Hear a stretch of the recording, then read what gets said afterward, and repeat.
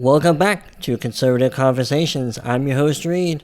And I'm Frank. Today we have a special best of episode. I'll be out of town during our typical recording time, so we decided to do something a little different to still give you guys an episode. That's right. According to YouTube, what you're about to hear are snippets of conversations from our top 3 performing episodes. So maybe if you haven't listened to the longer version, you'll be able to appreciate these. Or if you did listen to the longer version, maybe you'll still appreciate these snippets. Yeah, some of them are still sort of relevant to what's going on now. And we hope you enjoy this episode. And as always, be sure to subscribe on your favorite podcast platform. You can also subscribe on YouTube. And be sure to come back in 2 weeks to hear a regular episode. And as always, thanks for listening. The Queen of England has died recently, a couple weeks ago, since we last recorded. And it's a pretty big deal to some people, not so much to others. But it is a pretty big moment, especially, she was a queen for 70 years. That's a long time. A lot of people only ever knew her as their queen. And it'll be quite a change for those in the United Kingdom. Yeah, definitely. I mean, that's a good point about how, she was on the throne for 70 years, and for a lot of people, she's the only monarch they've ever known. So Right.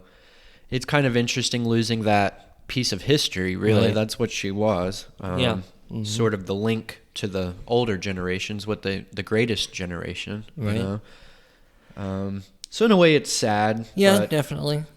But she couldn't live forever. Of course so. not. She was 96 years old at her passing, which is quite a long life. So now England has a king for the first time in a long time. Right. So that'll be interesting to see how he reigns, if there's any big differences between the two. Yeah, and it'll be interesting to see how long he'll reign, because he himself is in his 70s, I believe. Yeah. King Charles III, I believe his title. Sounds right to me. Yeah. I don't know. I'm not big on the Brit stuff, Neither am I, but I did find it somewhat interesting, but I guess maybe it's not that interesting, that he kept Charles as his name, because oftentimes they pick a different name. Right. But I guess it fit. He was already a Charles, and I guess he wanted to be the next Charles, so it just happened to work out for him. Well, I just wonder how it'll go. I've heard from different people that he's not that well liked over there. So Right. I don't get the sense that very many of them are well liked. The ones that are left. Well, what's the point of a monarchy anymore anyway? Right. Don't know. We gave all that up. So Oh yeah. And anyway, thank God. Right. I mean, that's one thing that makes George Washington so special, because he could have made himself a king, basically, but he chose not to, because they didn't fight the war against the British just for him to become a king. Right. So it's quite an interesting contrast, maybe. But I guess with that, we'll move on to our next big story that happened. One of my topics is kind of, well, it's not related, but it is sort of a follow-up to some stories I've covered regarding the level of crime in our big cities. Recently on this podcast called Morning Wire, which is produced by Daily Wire. It's like a 15-minute daily news show podcast. Uh-huh. They often cover stories that aren't really in the headlines. And they recently had on a guy by the name of Jim Nels, who is a Washington Examiner contributor. And he's been reporting on his investigative reporting on the number of progressive DAs that are being elected in these cities. Right. And one of the things he found, which I've definitely heard several times before, since 2016, George Soros has spent more than $40 million to elect 75 prosecutors, and those 75 prosecutors cover more than 20% of the American population. Wow. Which is a lot. It's just those, 75 covering just 20% of the population. Seems kind of like a high percentage for that small of a number. Yeah. But he's found that these prosecutors often are funded by George Soros's political action committees, these PACs that raise funds and donate to campaigns and stuff like that. Right. And oftentimes the PACs push for policies to like decriminalize nonviolent crimes, defund the police, and want to push for different social justice and racial justice policies, stuff like that. Right. The new justice, as some people call it. Right. Yeah. And he's found that in a lot of the cases in these cities, they're not able to, like, the politicians aren't able to get certain laws passed because they don't have the numbers for them. Right. So they just use these progressive DAs to not enforce the current laws. Isn't that clever? Yeah, it is. And he's got a few examples that he talks about in this interview, and I'll have a link to it in the show notes. Let's see where to go. Oh, okay. In Philadelphia and Chicago, an example of some of these nonviolent crimes that they decriminalize is resisting arrest. That's one of them in both cities. Which, whether or not one might think that's really a crime or not, but it definitely causes problems if, that's a lot of the beginnings of these police videos we see, often cases where somebody's resisting the commands of the officer. Yeah. So yeah, that's one example of some of the things they're trying to decriminalize. I got another one here. Yeah, also in the same two cities of Chicago, Philadelphia, the DAs aren't prosecuting people for illegal possession of firearms. For example, in Philadelphia, arrests for illegal possession of firearms are up 3 times since their level in 2017, but convictions for the crimes have gone down from 65% to 49%, in part because the charges are being pled down, or they're just not being pursued at all. Well, And that's interesting. yeah, and it just kind of ties into, like I said, stuff I've mentioned before, that how we've seen these increases in crime rates in these cities, and this is just one piece of the puzzle of why it's happening, because the DAs and the prosecutors aren't, trying to convict the criminals for the crimes that they're committing, so they are being incentivized to go out and do it again because they know they won't get in trouble for it. Well, I've got a couple things to say about that. If you don't mind, I would say that. Well, it's an old question, but I would ask, who prosecutes the prosecutors? Because that obviously needs to be done. If they're derelict in their duty, I mean, that's almost a crime. They can't be elected and then disobey the laws that they're elected to prosecute. Right. I mean, it's... Yeah, that is a problem. That's a horrible problem. Yeah. And then, so I would think of solutions, and there's an interesting one out there. I don't know that it's an American solution. We'll have to find our own. But, other nations have battled this George Soros, too. Mm-hmm.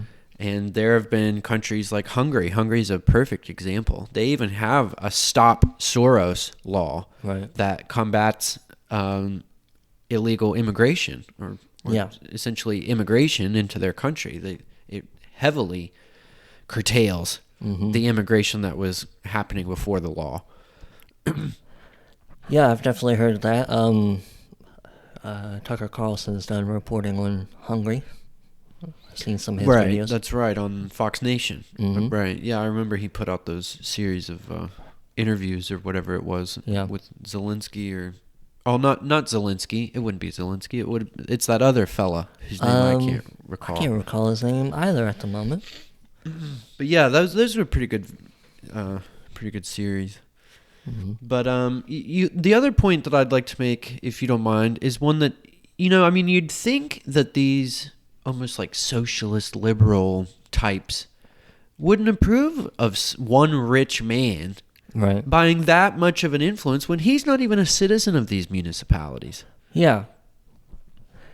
Yeah, well, I would think in a lot of cases, especially if you want to stereotype, or not stereotype, but use college students as a demographic example, like these socialist liberal types, they're probably not even told anything about the fact that these DAs are being funded by George Soros.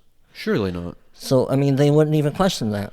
Well, it's the type of thing, if you just took the factoid that you just said, that he owns 20% of America's attorneys or whatever. Essentially. If you went and asked that, without saying a name, to a college liberal, and you said, if one man who doesn't even live in the United States influenced 20% of the DAs, wouldn't you be upset by that? I'm sure they'd say, no rich man needs that much power. Yeah. They'd probably jump to conclusions and say, how dare Donald Trump? Right? Because the fact that I said he's not a citizen wouldn't even matter to them. They're so hell-bent on their...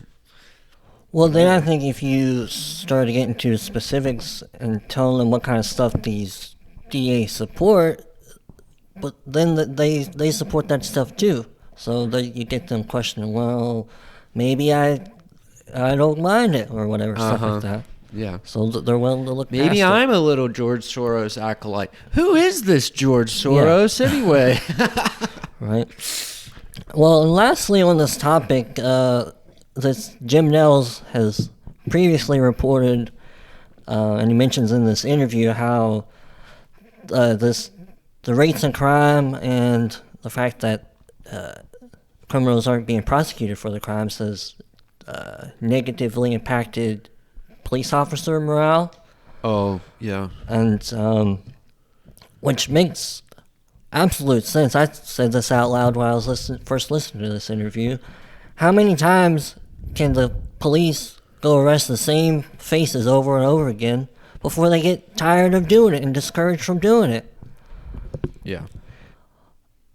But also, he's reported in his home city of Chicago that since 2019, over 3,000 police officers have left the Chicago police force, and only half have been replaced. And even more upsetting is that in Chicago, the police officer, I'm trying to be sensitive about the word because YouTube doesn't like the S word. Oh, yeah. Yeah.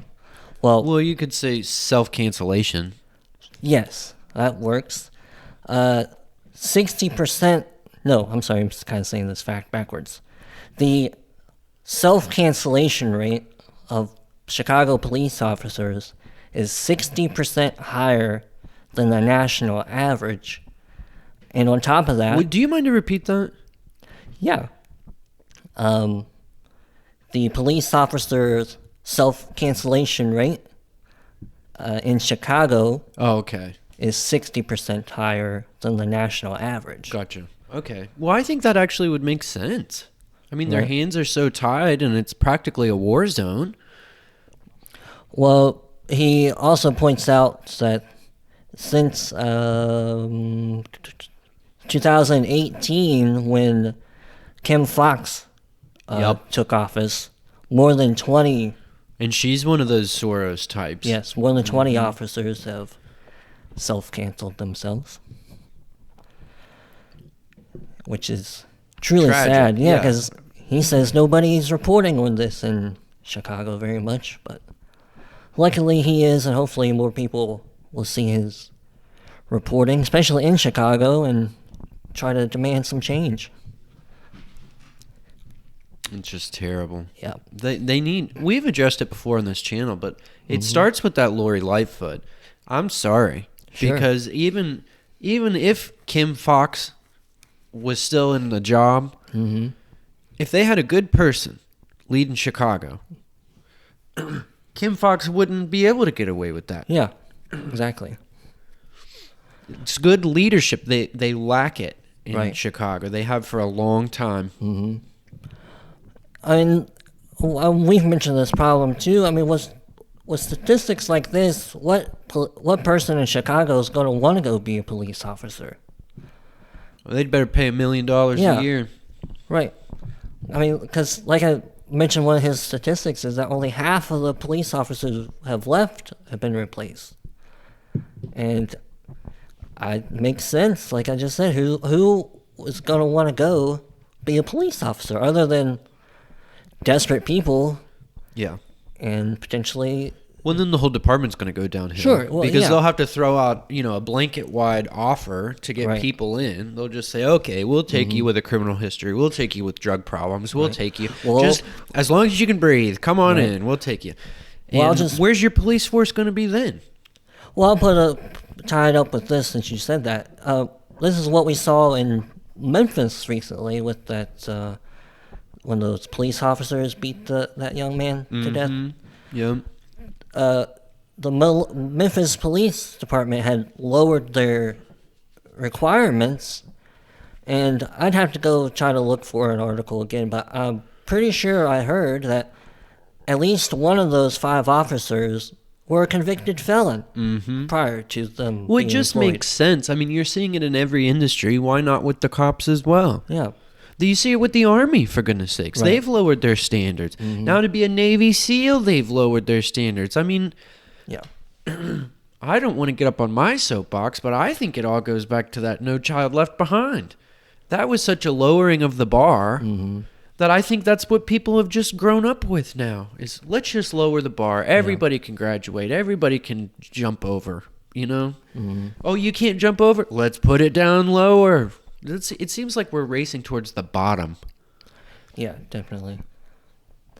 So yeah, these weak DAs and the lowering of the standards and a whole bunch of other stuff is multifaceted reasons why we see these increases in crime in the city, and hopefully one day we'll get the right people to start making some changes in these cities so people can feel safe to live there. Yeah. Well, I think, not to just stay on that topic, but I think that's the real tragedy with the self-cancellation angle, is think of how much those cops must have loved Chicago. Yeah. That they felt that they couldn't even pick up their 30-year career and move somewhere else, that they didn't want to leave Chicago, and they were so overwhelmed that they were just going to die there if that's where they were at. That's terrible. Yeah. I mean, this is a free country, and I understand loving a place, but And I understand wanting to die for a Sure. place. But to do that, I don't know. It hurts the soul. Sure does, yeah, definitely. Definitely. And that moves us to our next topic. Speaking of Joe Biden, just recently he has announced his reelection campaign. Yay! What? What? Reelected? I thought... Yeah, his reelection campaign. Isn't he like 100? Almost. He's what, 80 right now? So yeah, he's closer to 100 than he is. Not. Not exactly.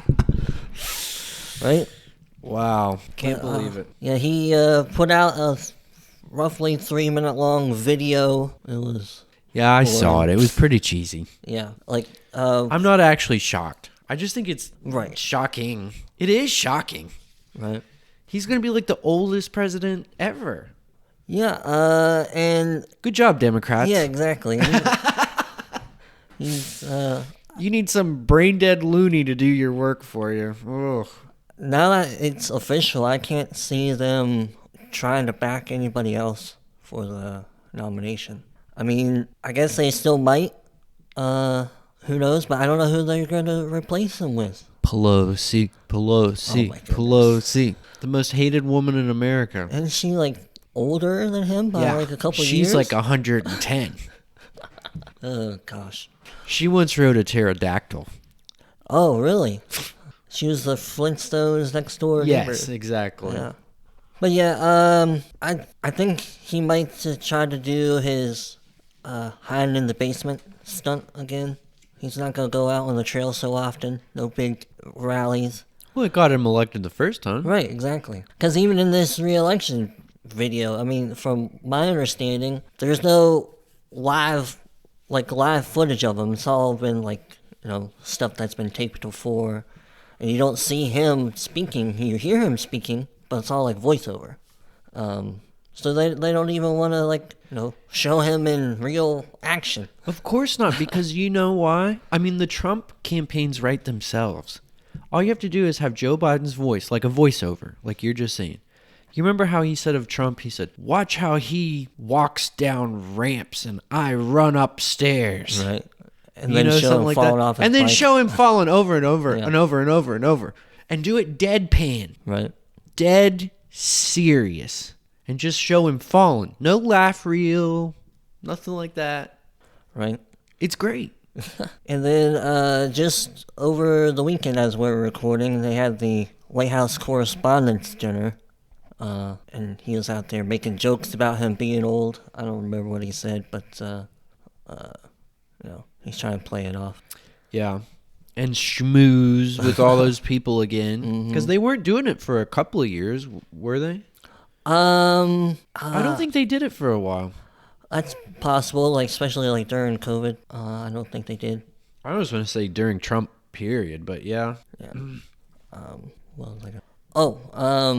I almost think that given his age, and that almost anybody on the Republican Party could beat him. I still think Trump would struggle because it's two old guys going against each other. One most people don't like, and the other most people don't pay attention to. I would actually even say that it'd be a long shot, but even old Vivek Ramaswamy would have a decent shot because Now, who's that? Remind me. he's the Indian guy who, I don't know if you've seen his recent clip when he was on talking to Don Lemon before Don Lemon got fired. Huh, no. Oh. But he's a younger Indian fellow. He's a pretty reasonable guy who's running for the Republican Party. But my point was that given that Biden's so old and not that likable, I think a young candidate could potentially beat him. Well, I'll tell you, I think there's a guy who's about to drop his name in the hat. I don't know if you saw this headline, but Tim Scott's going to have a big announcement on Tim Scott. on the 24th or Really? something like that. Yeah, of this month. Tim Scott's okay. I just wonder how much of a chance he would have.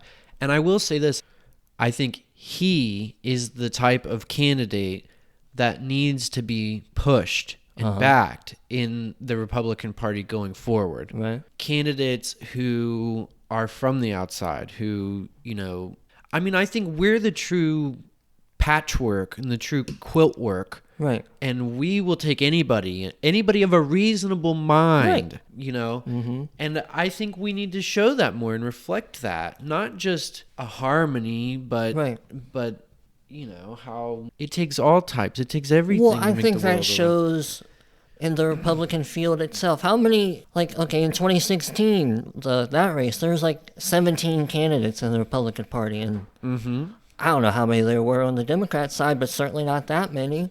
And even in 2020, there were, a fair number, even though Yes. it was pretty much a foregone conclusion that it was Well, there's going to be been Trump. people of lots of color, Right. from lots of walks of life, Yeah. different sexes, different businesses. Right. They've worked in government. They haven't worked in government. They've really made some good points. Some of them Right. have really been fools. Sure. It's just like humans are human. You know? We always seem to have the most variety and, actual diversity. But I also really think it would be good for America to really have sort of, I don't really want to treat it with kid gloves, but I'd love to see a conservative Obama. Right. I don't know how else to put that. Sure. So, Yeah, I kind of get what you're saying. He's, for what it's worth, Obama was a pretty charismatic person. He was able to win people over with his personality. He, charmed people. yes. And And he broke barriers. Right, exactly. And I'd love to see it on our side. I'd love Right. to see somebody break through that barrier. Right. On the conservative side and really have somebody like a Winsome Sears. Oh, yeah, she'd be good. I know. I know, and that's why I don't mind to say this, because I know what I mean. You know what I mean. I hope the listeners would know. We have you can go back and listen to our old podcasts. We've been doing this for a while now. And we covered Winsome Sears, for example. I saw her win. We covered it. Yep. These are the types of candidates and the types. So I'm really attracted to a Tim Scott. Right. That's why I just throw that out there. I think that's wonderful for our party. I think it'd be wonderful for America. Yeah, I think Tim Scott would have a better shot than Nikki Haley. And it seems like Nikki Haley is trying to run possibly as Trump's vice president, from what other people are also thinking. Because Might be good. I don't know. Well- might be appealing. Let me say that. well, both of them, Trump and Nikki Haley, are kind of attacking Ron DeSantis from the left on the whole Disney issue. And I don't know the exact quote, but Nikki Haley used the phrase sanctimonious. She's not going to be sanctimonious about Disney coming to South Carolina or something like that. And Donald Trump likes to call Ron DeSantis Ron DeSanctimonious. So a few people think it seems a fairly choice word that she used there. But yeah, I think Tim Scott would be better than Nikki Haley. Then I also think Vivek Ramaswamy could probably be better Oh, yeah. than her. Well, really, in a way, I don't know why, but you just made DeSantis go up in my book. Because it almost makes him sound like he's got core values that Trump and Haley don't have. Right, and I think that's part of what should be considered when it comes to the Republican primary. Because there are other things that Trump has come from the left on with DeSantis. It's Social Security. Yeah. Trump doesn't want to touch it at all. He's made the promise that he's not going to touch Social Security. Well, you sort of can't because it's a bought, sold, and how do you put it? Bought, sold, and believed lie. You can't. It'd be like popping a balloon to really talk about Social Security. Well, I get that it's a tough issue to actually work on, but I don't see why, especially if you're running for a primary, that you're gonna not be conservative on that issue. I think because on the Disney issue. No, Social Security. So will you state it again? Because what's your point again? I was talking about how Donald Trump has attacked Ron DeSantis from the left on the Social Security issue. I gave that as another example. Oh, okay. Like Trump. Well, then I would just agree with you and DeSantis again then, because you have to be realistic about that. And Right. I'm not one who's bought into the lie. So I don't want to be treated with kid gloves. Just because everybody wants to treat Social Security with kid gloves doesn't mean I want to be treated with kid gloves. I'd love to pop that balloon. Right. I mean, from my understanding, Trump doesn't even want to raise the age, much less anything else. But well, I totally hear you then. right. I mean, because you've inspired me, and I've only been I guess I've been very actively listening to you and talking back and everything, but I could just pick up from what you said right there. There was a dichotomy where they're kind of flip-flopping, and it doesn't even really matter on how you feel about Disney. Sure. But it's like, oh yeah, we'd bend over backwards to have Disney in North Carolina. We'd bend over backwards to work with Disney. Right. You almost hear that. Whereas DeSantis is saying, this has got to stop. Right. Yeah. Yeah, and I think the elections have come to a point where we're no longer just voting for who's going to put more money back in our pockets, whether it's via lower taxes and decreased regulations, or if you're on the other side, by more subsidies or government handouts. Yeah. It's beyond stuff like that. We're dealing with issues of doctors mutilating children. Those are the kinds of things we're gonna have to start considering and voting on beyond just taxes. And the Disney thing is more important than it seems, isn't it? Yeah. It's very interesting. It is, and I think Disney has a bad track record too. Yeah. And it definitely has had mixed opinions in the public eye over the past several decades. Walt was no saint. No. But to bring it back to Joe Biden announcing his reelection campaign, like I said, I think since he's done that, the Democrat Party's pretty much stuck with him. I still wouldn't be surprised if come, primary season next January, they try pushing somebody else out to get the nomination. But they're stuck with him, and I still think Trump has a tough time beating him. I don't think he's completely out of the count, like I said in the last episode. If he can focus on the comparison of the two administrations and not make it about himself, I think he might have a better shot. And then, as I said just a moment ago, I think any of the younger, well, not any, but a few of the younger Republican potential nominees would have a pretty good shot. Well, time will tell. Exactly. And with that, we'll move on to our next subject, which I believe is Russia, and Ukraine. Of course. Yep. Russia. Yeah, they've been amping up their moves, I guess, lately, because recently the Ukrainian army or military had been fighting back the Russians pretty good. And now it seems like I've heard reports that Putin's trying to round up like 300,000 more soldiers. Yep. Something like that. Well, and I just saw this morning that there's now a big mass exodus from Russia because all these young men who are terrified that they're going to be drafted are trying to flee into some of the neighboring states like Croatia and whatever else is around there. My geography is not my strongest subject, but yeah, I think I even saw a headline of an article the other day saying they were stopping flights out of Russia. Yeah. I wouldn't be surprised. I mean, because if that's really his goal is to draft these men, can't just let them out. Right? No way. You better shut down the border. Right. So, anyway, that's interesting. But I've also heard a couple of times, I think I only sent you the one link to put in the show notes, but I've heard a couple of times that he's been talking nuclear. He's been threatening nukes quite a bit, amping that up quite a bit. Yeah, I think I just heard this morning that he originally talked about it way back, not long after the conflict started back in February, and now he's talking about it again since he seems to be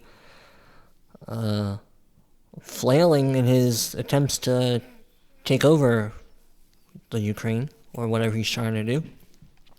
Yeah, and I think one of the videos that I sent you to put in the show notes is our Secretary of Interior, Kirby, John Kirby. Oh, I yeah. can't remember what he is right now, but he was out and he did a press release, basically talking back to the Russians and saying that if they make any kind of nuclear move, that they will be met sort of like what Trump said, like with fire and fury kind of thing, or Right. that there will be devastating consequences, something along those lines. You could go and watch Right. the video yourself, but it's just sort of scary, even though I don't believe that this is going to happen. I don't think it's Right. going to heat up. We're going to end up having nuclear war. I don't think the people of Russia would put up with it. No, I don't think so either. But just to hear the United States and Russia doing this sort of you nuke us, we'll nuke you, we'll nuke each other kind of talk again Right. is sort of scary. It's like Cold War 2.0. Yeah, it's like it never ended in a way. Yeah. Like we're right back in it again. Right. And then meanwhile, you still have China trying to make nice with Russia. Mm-hmm.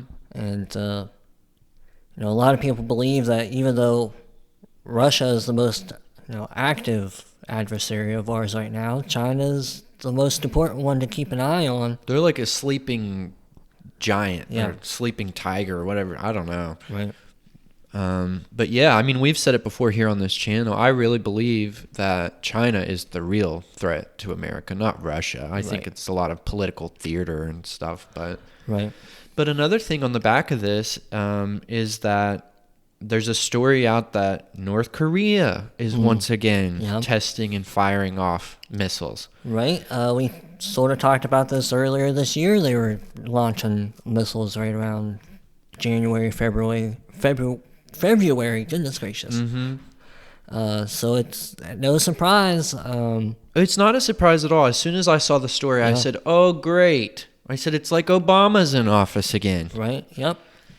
Yeah, It's because just you didn't see the amount of this activity from them so much when Trump was in office. no. He went over there and Yeah, we made pretty Made good nice with with 'em. everybody. That's right. But mean, not then in, you put a Democrat in charge, and the world goes to hell. How do Right. you like that? well, both Trump made nice, and I think the Democrats are making nice, but in a different way. Like Trump went over there and he was nice about being, aggressive and kind of maybe on the offensive or defensive. I don't know which one's proper, but with the Democrats, they're making nice by tolerating it and Appeasing. and appeasing. Uh-huh. Yep. It's the way it always is. Right. Here, we'll give you $92 billion if you stop. Please stop. And we'll fly in pallets of cash, Iran. It's terrible. Yeah, it is. And And we've people talked. ought to be able to see. I'm sure the people of this channel can see it for what it is. Oh, But yeah. I don't see why more people don't. Like, why anybody would vote for a Democrat in this cycle is beyond me. I don't understand it. Right.